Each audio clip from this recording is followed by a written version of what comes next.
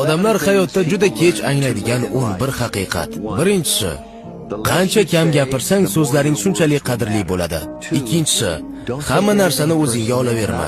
Odamlar seni sen o'ylaganchalik ko'p o'ylashmaydi. Uchinchisi, muammolarga e'tibor bersang muammolar ko'payadi. Imkoniyatlarga e'tibor bersang imkoniyatlar ko'payadi.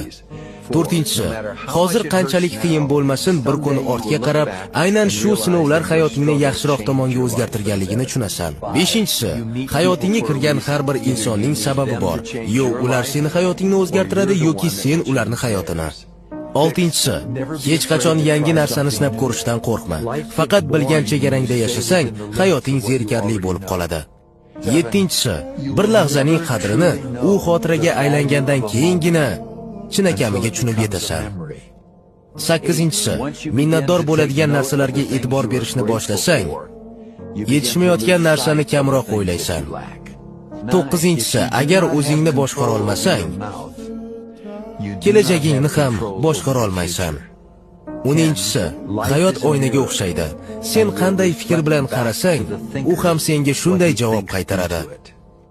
11-si, har tong yuzlashing kerak bo'lgan yagona inson bu o'zing. Yengilmas bo'l.